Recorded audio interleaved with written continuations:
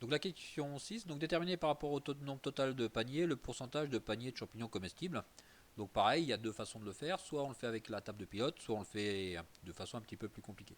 Donc première façon, donc avec la table de pilote, donc je vais commencer par calculer le nombre de paniers qu'on a ramassé. Donc ça on a déjà fait cette question là, hein. Donc si on le refait, donc je sélectionne ma base de données, donc après insertion, table dynamique.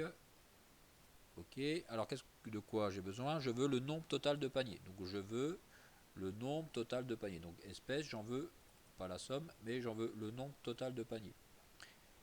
Et je vais avoir besoin d'avoir des comestibles. Donc je vais avoir besoin par espèce. Donc je range par espèce. Donc si je fais ça, donc je vais coller ça ici. Donc si je fais ça, je vais avoir ce nombre-là. Donc j'ai 183 paniers d'amanite tumouche, 145 sur un total de 485 paniers. Donc ça ne répond pas tout à fait à ma question, parce que moi je veux un pourcentage. Donc pour faire le pourcentage, vous faites propriété, compter, et vous faites la valeur affichée, pourcentage. Ici on va écrire pourcentage du total. Donc pourcentage du total. Ok, ok. Donc j'ai 29,90% de cep et 32,37% de coolmel. Donc le pourcentage de comestibles, donc pourcentage de comestibles, ça va être tout simplement 29,90 plus 32,37. Donc je vais avoir 62% de comestibles. Sans utiliser la table dynamique, donc un petit peu plus compliqué. Donc même si on n'avait pas vu les fonctions, encore les fonctions logiques, donc avec la fonction si, mais vous avez peut-être eu quand même quelques bases. Donc si on tombe sur amanite tumouche, on va mettre que c'est non comestible, donc je vais faire écrire non. Et si je tombe sur coolmel ou cep, je vais faire écrire oui. Donc si ma cellule A2 est égale à amanite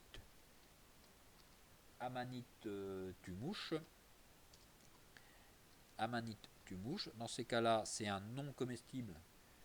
Non comestible, donc je fais écrire non.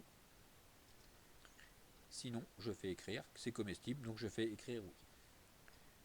Hop, non. Après, je prends ma cellule, je déroule. Et pour avoir mon pourcentage, ça va être mon nombre de oui divisé par le nombre total. Donc le pourcentage de comestibles, ça va donc être le nombre de oui, donc avec la fonction nbc. Donc nbc dans cette plage, le nombre de oui, donc nbc. Le critère, ça va être oui,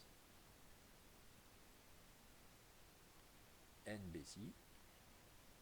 Le critère, ça va être oui, divisé par le nombre total de paniers ramassés. Donc par exemple, là on peut utiliser la fonction nbval si vous voulez. Donc nbval. Et je reprends cette cellule là. Et normalement, on doit tomber sur sur le même nombre. Donc 62%, si je le mets en pourcentage, j'ai bien pareil, 62,27, 62,27.